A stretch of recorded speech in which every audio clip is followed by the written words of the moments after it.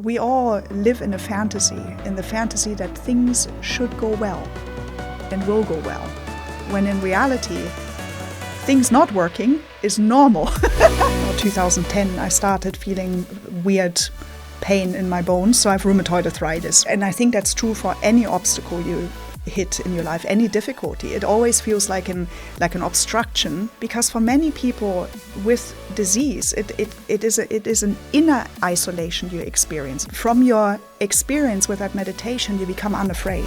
And that's what makes courageous people, right? And strong, that's what builds resilience. As long as you're connected with others, it's a rich life.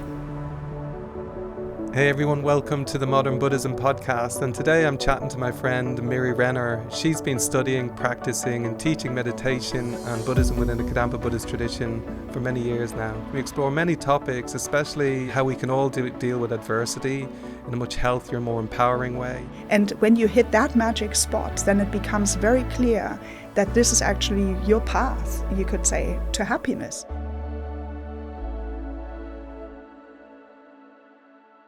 So Miri, thanks so much for dropping into the podcast today. Really looking forward to this conversation. I think it's going to be really helpful for so many people. So thanks so much for dropping in. Oh, I'm so happy to be here. It's good to see you. Yeah. You too, as always. What we're exploring today, I think, really in essence is about how we transform adversity. So we all meet difficulties in our day. We all meet difficulties in our life and changes in how we experience our days and lives. But what we're looking at today is how you can transform adversity more and more over time.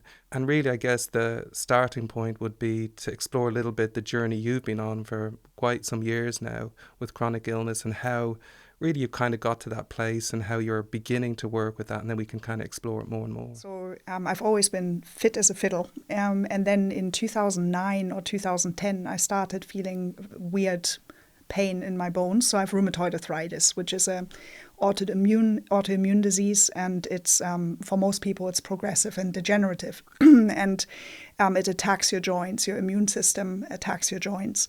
And what this disease does, as people can probably see when they observe my hands, is it deforms, it destroys your joints, and therefore it deforms your hands, your feet. It goes into the big bones as well, so currently hips, knees. It makes life difficult because you can't move as fluidly as you used to be able to. You have pain most of the time while it's active.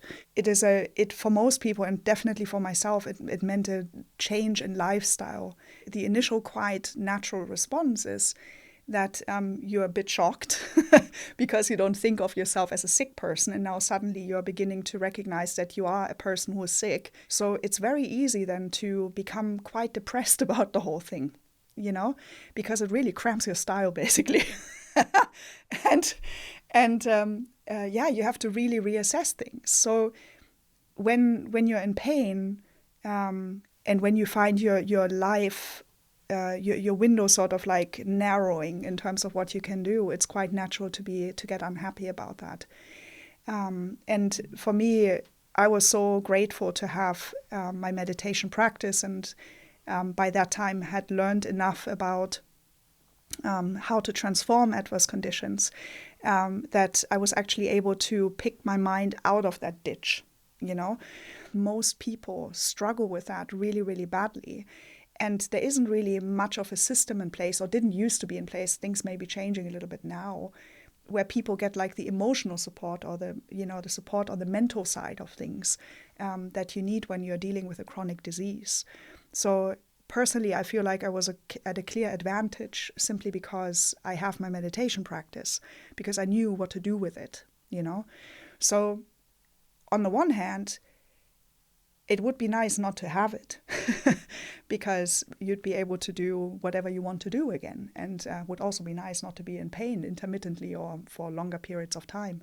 But on the flip side, because it's become part of my meditation practice, I've learned so much from it. I've learned so much from it with respect to my own ability to meditate, and also with respect to my ability to relate to others in a different way, to be more patient, more kind. That sometimes I think it's probably better I have it because I might end up, getting a little bit more selfish again if it were completely gone, So It's very powerful, that, because I think people listening who are probably going through a similar situation to you, they may have rheumatoid arthritis, or they may just have some chronic illness Yeah. in some way or another. I think for people who are going through that situation in their life and they don't have access to what you had access to before that, so you'd already been training meditation, you'd already been applying this timeless wisdom of Buddha's to your everyday life, you're kind of like more prepared for that in one sense. I don't think anyone can ever be prepared really well for that in normal life. It just hits you like a ton of bricks. But I know, because obviously we're good friends, I know that you were quite well prepared for that period of your life, and you've worked with it in a really healthy way ever since. However, it has, and as you know, it's a challenge on a daily basis. But because you have that meditation practice, you can reframe everything within that context. I think for someone who's listening today and thinking, how do I deal with this ongoing chronic illness? It's like, okay, well, at least open the door a little bit to exploring maybe I can bring that meditation practice into my everyday life. So whatever I went through yesterday, whatever pain, discomfort, frustration, anger, anxiety I went through yesterday, I bring all of that into my daily meditation practice and start use that as the fuel, as you say, to really grow. You know, when you start and you hear about these amazing minds like patient acceptance, and you start applying them to your own situation. And I think the interesting thing is initially you like the idea of patient acceptance, or patients acceptance being the mind that happily and fully accepts whatever occurs without and having given up the hope or even the wish for things to be any different than they are. And you start practicing and you feel, I'm practicing patience with that. But you actually, after a while of observing your mind, discover that you're actually still rejecting the idea of being sick. And your mind still perceives it to be an obstacle to your happiness. You know, that's why you don't want it. That's why you want it to disappear from your life again. And I think that's true for any obstacle you hit in your life, any difficulty. It always feels like an obstruction to being happy. And after a while of practicing, it dawns on you that precisely that is what will allow you to become even more happy than you could have been without it. Because you're beginning to really go for an authentic inner happiness. You no longer expect, outer things to deliver your happiness. What I mean by that, normally we all rely on our body, for example, to play ball and allow us to engage with external things that bring us pleasant feelings and make us happy. And then you can't, and in fact the thing is screaming at you and going like, I'm in pain, don't move me, ideally. So what you begin to, where you get to as you're beginning to practice with it, is truly that recognition. It is having that's actually going to take me to a deeper and happier place. And it takes a good long while before your mind gives up the hope that things could be different and wishing for it to be different.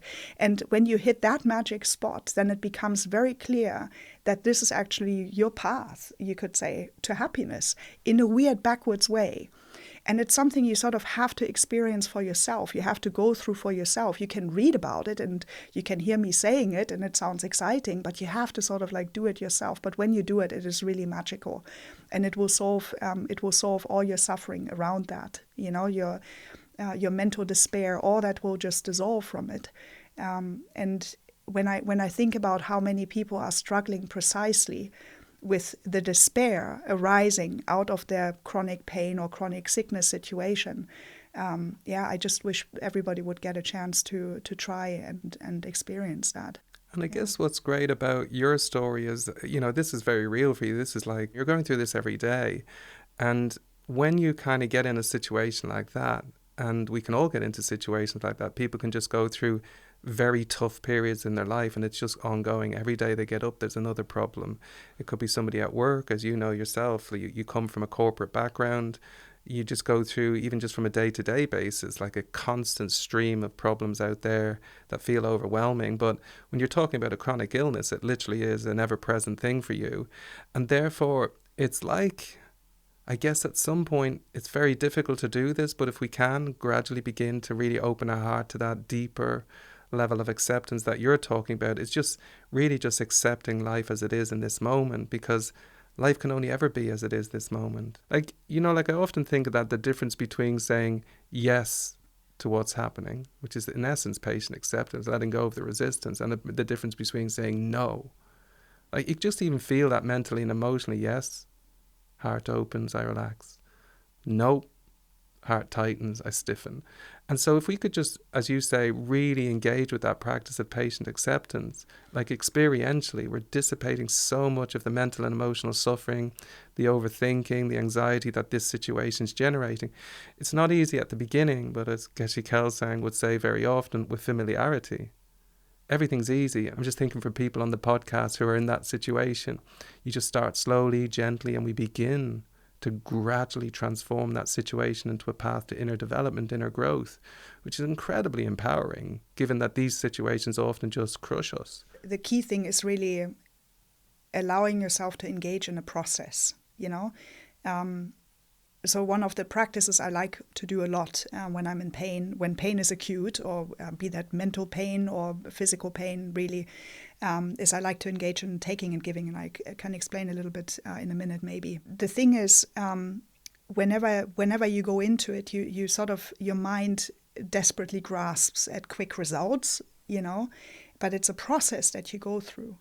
So you start practicing your meditation practice, whatever you may choose to do for yourself, where you begin to train in patience, and it is a process. It will take a little time, but every single meditation you do will change the way you experience it, and it will change the way you approach your illness, and it will relax your mind more and more as you go along. But it certainly is a process, you know. So one of the challenges I've come across when this first started and when I started practicing with it, just observing in my own mind, is that you hope, I'm going to practice this meditation practice so that I don't feel pain. You see what I mean? And it's quite a natural thing to want to do. But within that is already the not accepting of the pain being there, if you see what I mean. And for many people with chronic diseases, the pain is simply there. The question is, how do you relate to it in that moment? And it may or may not dissipate, you know? But how can you be happy and relaxed and peaceful in the face of, in this case, pain or whatever other adversity it might be? And that was an interesting sort of like inner journey to go through, to really allow yourself to accept that things may be like this for a while or for longer, but to really get better at being with it, you know, and growing from it. Do you know what I'd love to, I'm just thinking for somebody listening, because we've opened that door, and I think you and I know that practice of taking and giving, taking by means of compassion, giving by means of love, is so powerful. Again, as you say, it is a process. It's not a flick a switch and everything changes, but I know for you that's very much at your heart, that practice. And I just think it'd be good maybe if you could explain that a little bit and your experience of it a little bit. What you do in the practice of taking and giving, let's take just one piece of pain. Let's say my hip, yeah? Usually what your mind does, it focuses on the pain. And as with anything that you focus on, it becomes more intense. It begins to feel like your inner field of vision or your inner horizon, however you want to call it. And it preoccupies you, I think is the right expression. And the more preoccupied you become with it, the more your emotional suffering, you know, the more intense you're like, the more depressed you become, basically, or unhappy you become. So that's the normal tendency of the mind of most people. They will focus on that, and they will focus on themselves and my pain, and and then you do all these things to relieve your pain, and you're sort of like all wrapped up in yourself, in your pain, and you miss to note that the more you focus on yourself and your pain, the worse it actually gets. It feels like I have to focus on it because it's there and because it's big. You don't necessarily realize it's big and there because you focus on it, right? So what happens in the practice of taking and giving is for example, in the case of hip pain, you would simply allow yourself in the first step to open your heart to others who experience the same. So we say that the training in taking, as you said, is training in compassion, right? So you're taking your pain to basically use it as a window into the experience of other beings. So what I personally like to do is when I'm in pain, like my hip, I might focus on it and acknowledge how terrible it feels, have my own experience, and then just ask myself the question, am I the only one who is experiencing that? Am I the only one? And what happens through that question is, you reach out and you focus away from yourself. And even in that very first step, you can already feel like an opening of the heart. You can already feel a relaxing around the situation. And your heart goes out to others. And from that point, you can be as general or as specific as you wish to be. So, for example, you can think about other people go to the same rheumatologist that you go to. You can remember a few people sitting in the patient's waiting room, and look into their hearts, into their experiences. You can look into the hearts of countless countries, maybe even in war-torn areas where they don't even have medication to, deal with these kind of diseases. You can be as specific or as generic as you wish. You can expand beyond specific hip pain. Really open your heart to the experience of others. And you know for yourself how unbearable it is. And there comes a point in that like open-hearted space, looking into the hearts of others, sort of like feeling what others feel, like a compassionate experience. There comes a point where you just wish it would just be wonderful if nobody had it, right? It would just be absolutely lovely if nobody had to experience this now or ever again, or anything similar, right? So, and there are many different ways of practicing taking and giving. So I'm going to use one way of doing it. Geshe Kelsang suggests one option is to imagine that whatever your suffering is, it gathers all the suffering of others into that suffering. So like a magnet, basically, right? So I like to imagine that, remembering my own hip pain, that my own pain in my hip is basically the magnet that pulls it out of the hips of everybody else. Yeah, it's I already have the pain anyway. I might as well use it to help others be free from pain.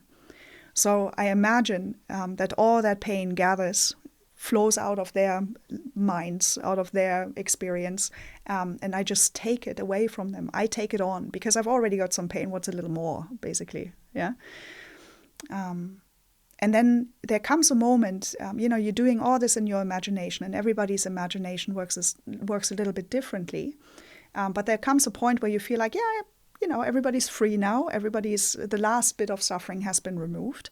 And then you just allow yourself to pause in that beautiful, beautiful imagined reality, vision of everybody being free from all pain, all of us. And you just abide in that result of your imagined action. And then, so that's the taking side of things.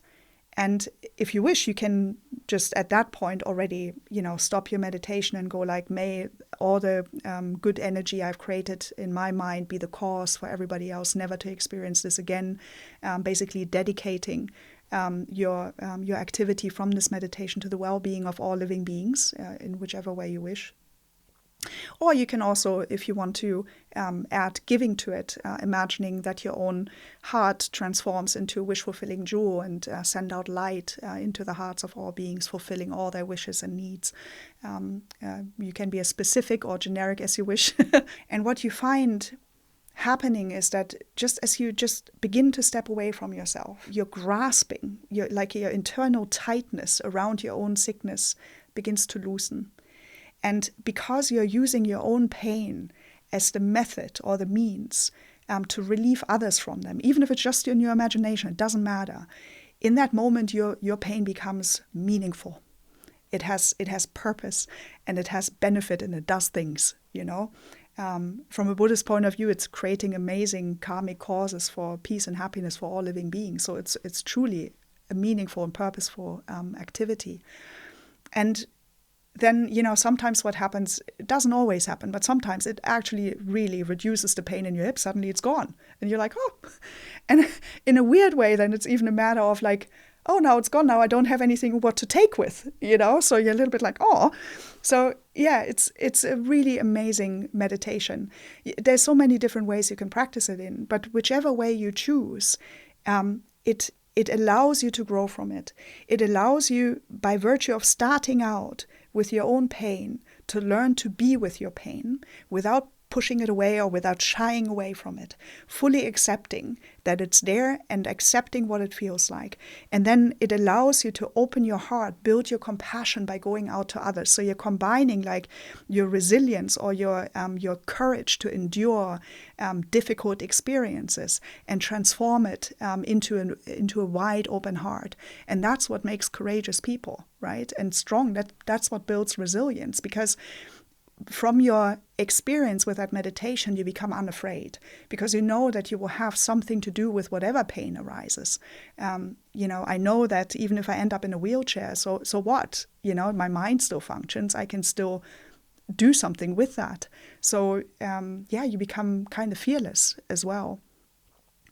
And because your heart opens to others and you begin to more deeply love, more deeply feel compassion, you just become a much more beneficial person to whoever you encounter. Because I think anybody with a chronic illness has made that experience.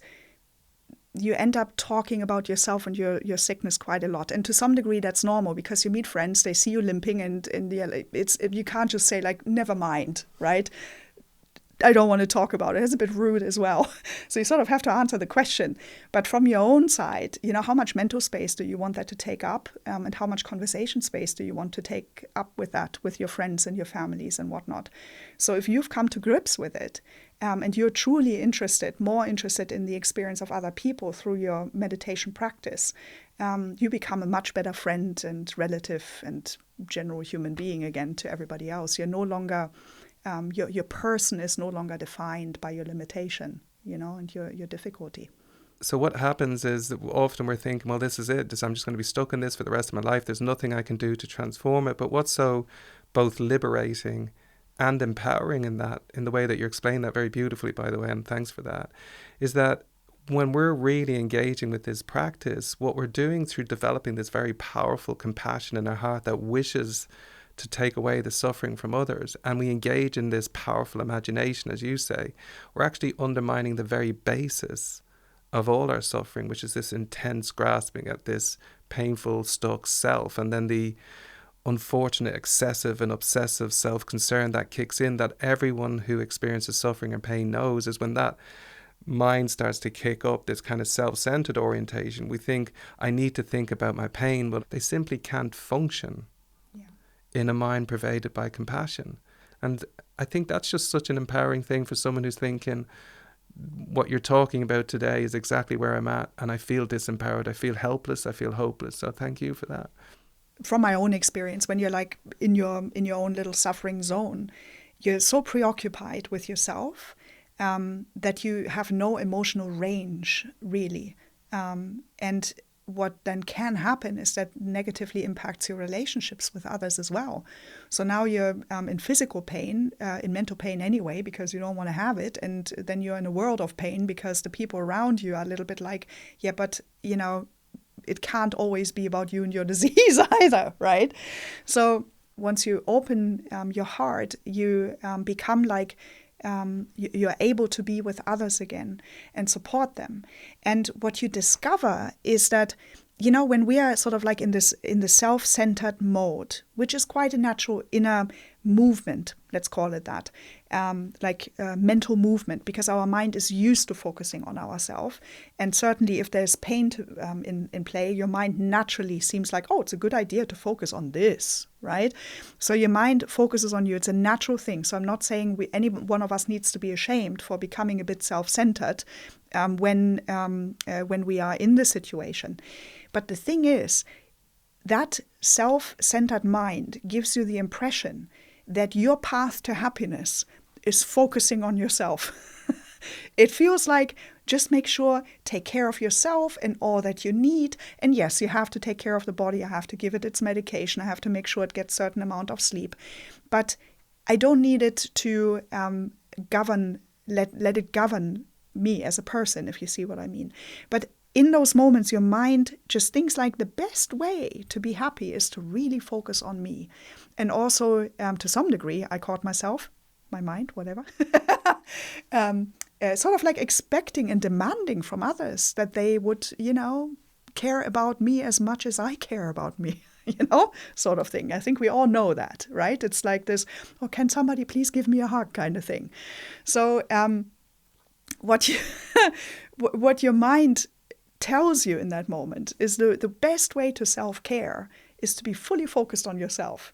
And what you discover through the practice, for example, of taking and giving, in particular through the practice of taking and giving, is that it's precisely not thinking about yourself that is going to solve your emotional problem, that is going to allow you to move on and to be, and being there for others is what will bring you happiness. There are so many stories of people who are in hospitals and they are, I don't know, terminally ill and they are having a lot of pain, and there are some people who are in their beds and they are all upset about it and grumpy and yell at people and upset about everything, and there's somebody who actually has the same disease but is in a very good inner place and is able to be there for other people. And they are actually contradictorily happy in a situation that normally would assume you have to be unhappy in. And that person is able to be happy in the face of adversity and is also able to ease the mental suffering of others by actually being there for them, And that's I think, something that's really worth aspiring to. Because like you said, and as Buddha very clearly taught, we all live in the fantasy that things should go well and will go well, when in reality, things not working is normal.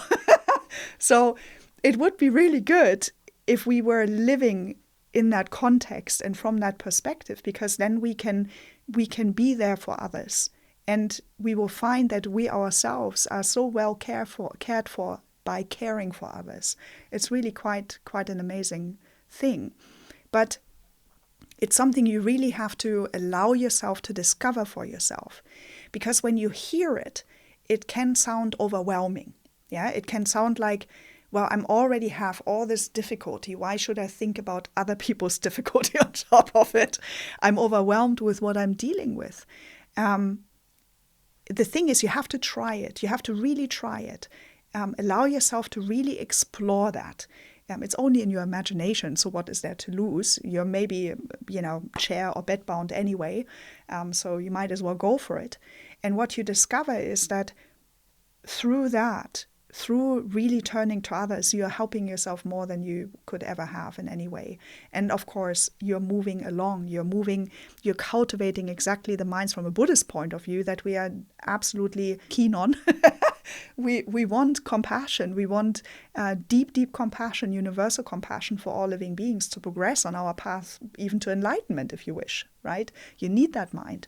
But even if you're not a Buddhist, if you just want to be happy, it's a mind to cultivate and not be afraid of.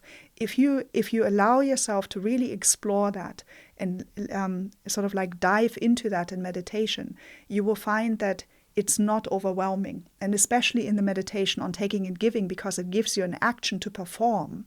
Once you have developed that sense of compassion, because you become active, you take, you're changing the world. You're beginning to change your own mind. You're beginning to change the world because you're part of this world. You change your mind, you begin to change your world, and you're beginning to influence other people in a different way.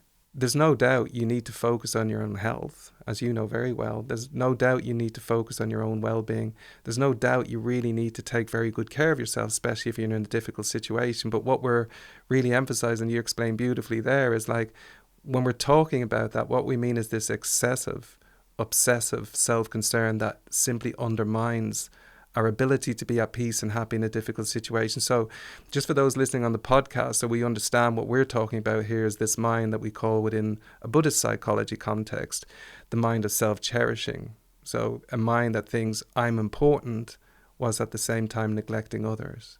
And in a sense, this is kind of a self-centered orientation. We all have it. We all have the tendency for it. And as you said very beautifully, it's like we shouldn't feel guilt or shame for having these kind of thoughts or feelings. It's just an entirely natural response to when you feel you're lacking peace and happiness and when you're struggling with situations, which is essentially what we're all doing at different levels and in various times in our life. So we have that tendency within our heart, and it will hijack any difficult situation you're going through.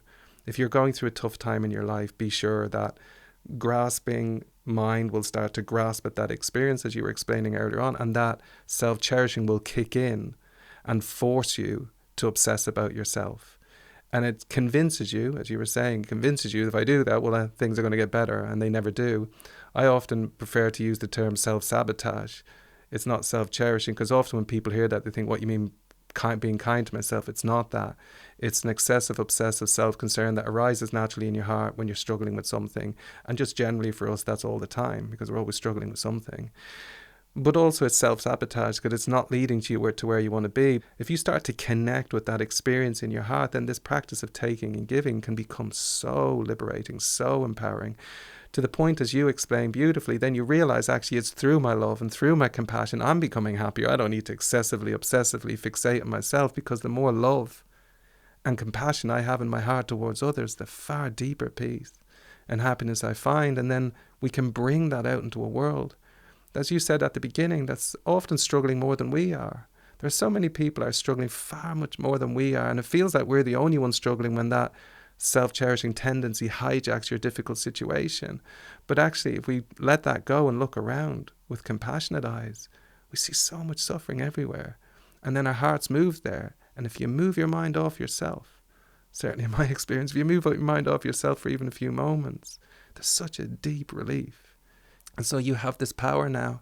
You're tapping into this superpower within you to really understand, like Geshe Kelsang says in the book New 8 Steps to Happiness, love is the great protector. That's what will protect our mind, will protect us in those difficult times, especially when we're going through difficult periods in our life.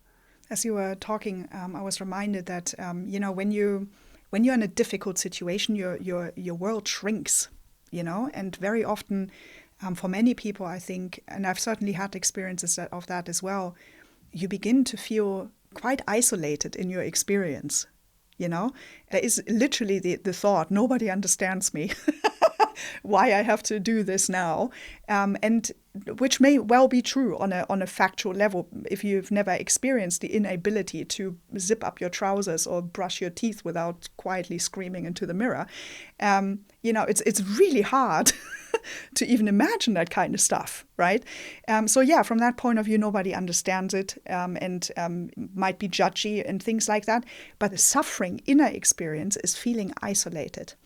So when you're in that suffering mode, and if you allow your self-cherishing, as you said, or your self-centeredness, your mind to sort of like catch onto that and grasp onto that, you're actually creating your experience of isolation from the world. We all want to feel connected with others. One of our greatest fears, I would say, is to be lonely. And in those experiences, because your mind snaps around yourself and your pain, you're literally cutting off your ability in that moment to feel connected to others and to feel emotionally of feeling like held and connected. It literally shuts it down.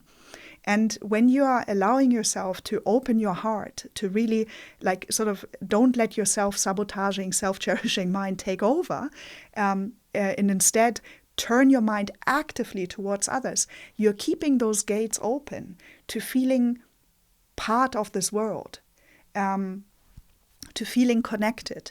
Because for many people with disease, it is an inner isolation you experience. You're, of course, always part of this world, right? There's always somebody asking how you're doing and all the rest of it, but you don't feel it. And it's because your mind snaps shut around your poor little sick self rather than being out with others. And the moment you do that, you reconnect and you're really discovering for yourself that loving others and being cherishing others and being with them, feeling compassion for them is what enables precisely the experience you are longing for of the opposite of isolation, connection. It allows you to relax back into your connections with others. And it is that mind which will make you happy. Whenever you're feeling love, whenever your heart is out with others authentically, your mind is peaceful, expansive, and happy. And not being with others mentally will isolate you in a very depressing sad, grey little inner world where nobody loves you. That's what it feels like. And where you maybe even feel you're becoming more unlovable because now your hands look funny. Do you see what I mean? So if you allow yourself to use the situation to develop love and compassion, those concerns simply don't exist. And you feel connected. You feel exactly how you want to feel. You may not be moving as fast, but whatever, I just love that. I think that's so, so powerful. And I personally think when you're in a difficult situation, getting familiar with that is so, so liberating, because you think, okay, I'm struggling today, but, we're all struggling today in different ways. But actually, I can begin to tap into these inner resources. I can begin to live from a context of this pure potential within my heart. Yes, I'm struggling today, that's true. But also I'm beginning to develop a confidence, as you say, through that practice, that I have this pure potential. I can live from a peaceful mind and a good heart of love and compassion more and more. And these feelings of isolation and separation will gradually dissolve. As you say, in that mind, you really feel the protection of a mind of love and compassion. And that's the one thing you can have control over. When you're losing control of your body, you're losing control of a situation at work, when you're losing control of anything out there, you can take control of your own internal experience and then bring that energy into the world and feel connected with others and actually begin to connect with others' pain and how you might be able to help them, which is so empowering. As long as you're connected with others, it's a rich life, and you can bring that to others. And, we all have the potential to experience lasting peace, because it's peace of mind. Happiness is a state of mind, as Geshe Kelsang says so nicely. It's a state of mind. So, and the mind, at the moment, we allow our mind to be controlled by external circumstances. But what you begin to learn through your meditation practice is that you can turn that around, that you own your inner state. Now, this is not to say that I'm always like super upbeat. It takes a while. It's a matter of familiarity and training. That's what meditation is for. Meditation means familiarizing your mind basically with peaceful, happy states of mind. I like that very much. The Tibetan word for meditation, gom, means to familiarize. And I find that is a very helpful definition of meditation, because what you're beginning to understand is that every time you meditate, you familiarize yourself with, you become better at maintaining a happy, open heart that's actually in line with your potential and with your actual nature of your mind, as you begin to discover as well, right? So once you've sort of shifted away from the expectation that the external world, and I'm going to include the body in that external world, is going to deliver happiness to you, and should really, once you sort of step away from that and you realize that what delivers happiness is your state of mind, then you begin to be identified with your potential, and you take charge of your mind.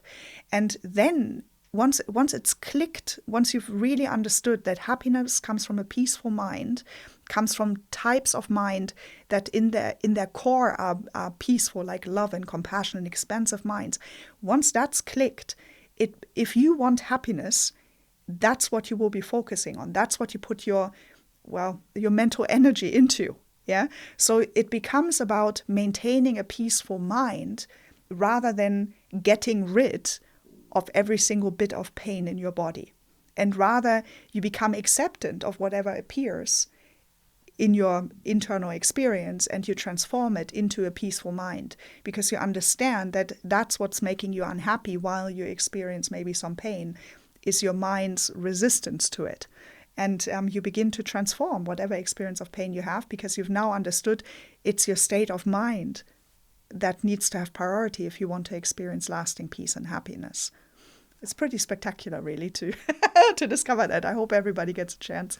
Yeah, and it's that thing is, like you say, prioritize, and that your state of mind is really where we need to give more energy. So it's not that we don't give energy to the external aspects of our life. Of course, we have to. We need to have our job and take care of our family. We need to go about our life and the external aspects of our life. But I think a lot of the challenge that people have nowadays, and especially when you're struggling, I mean, that's when it happens the most, I think, sometimes, is we deprioritize this other aspect of our life, which is this inner development, this inner growth. Sometimes when you're in that space, it's the last thing you think about is turning in, because you're so in pain, you're so identified with that pain, and because the mind grasps that self-identification at that moment, you think, there's nothing I can do to change this, so the last thing I'm going to do is look at this.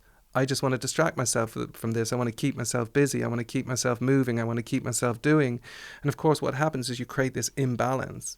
You have this external development that you're obsessed about or focused on or just constantly engaged with or distracted and busy, keeping ourselves busy to keep ourselves away from focusing on the one thing that if we turned in and began to focus on, we'd actually begin to resolve more and more.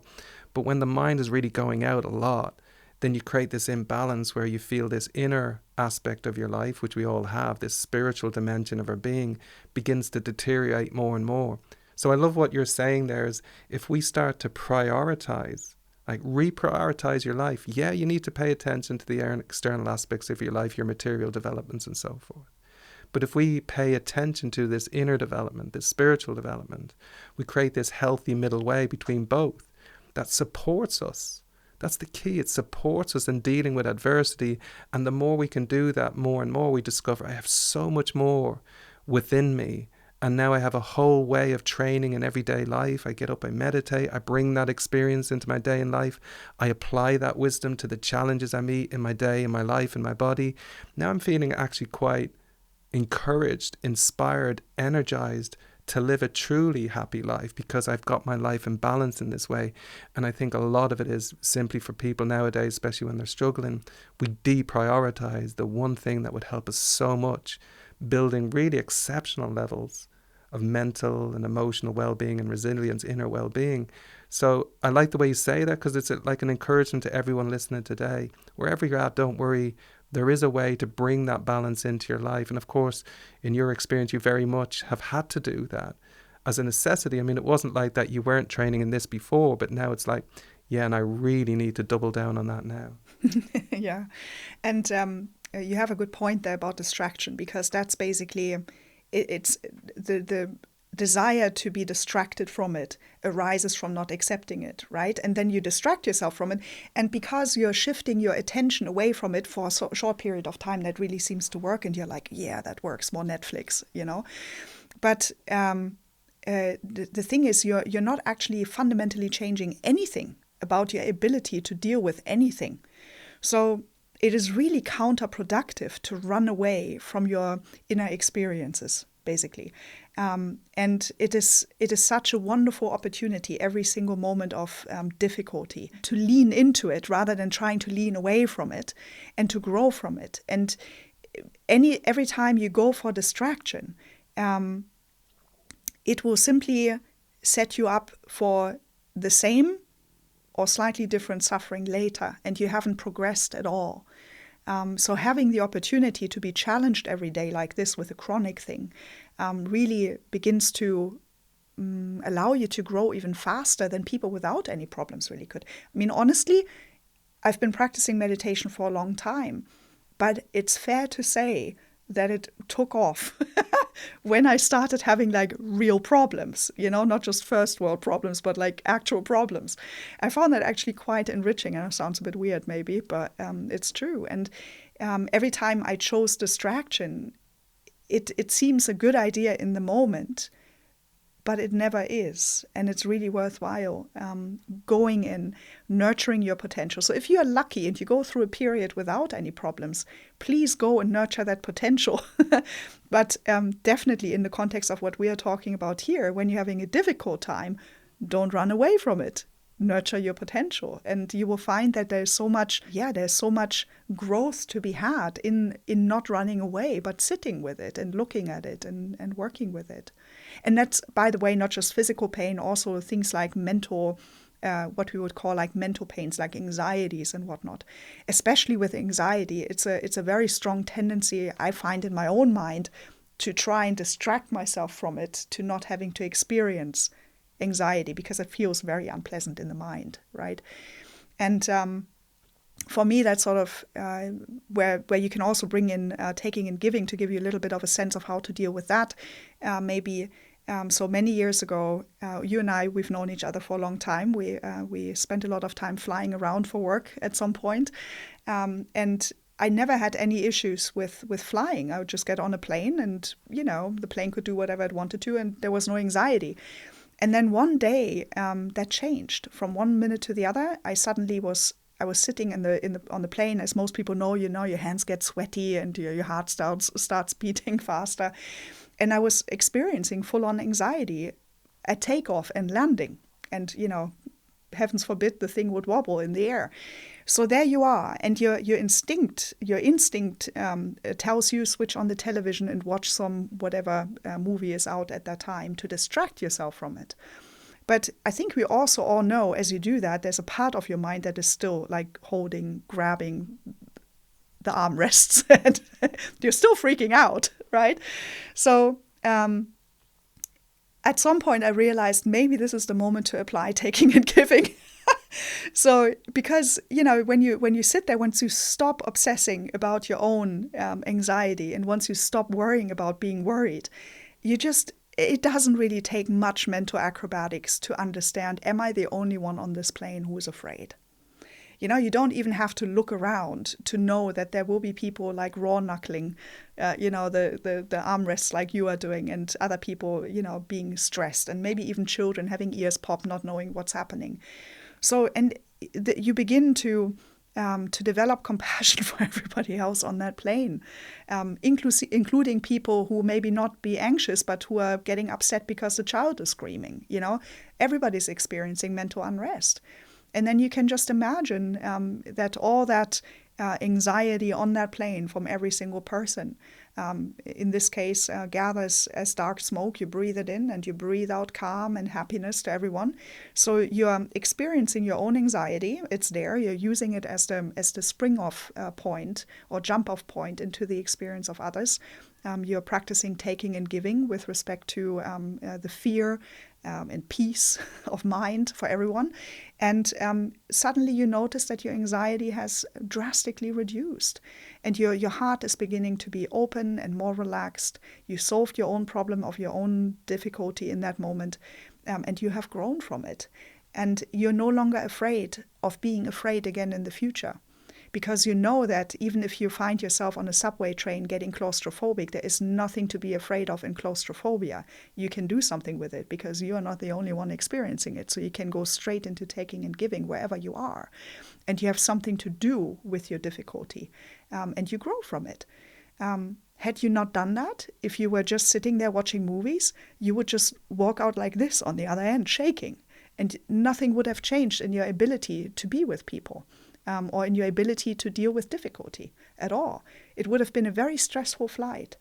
And if you can use the practice of taking and giving to basically leaning into your fear rather than trying to, get away from it, makes a world of difference. I think everything we've explored today, there's so much in there for everyone to begin to start where they're at, begin to grow this kind of inner resilience, this inner peace, this inner joy, even in the face of adversity. Again, we have to keep emphasizing this gradually over time. As you know, this is a lifelong journey, really. And yes, it improves over time, but you just have to be really at peace with and very patient with yourself. And as you put earlier on, patient with the process. It is a process. It is a journey.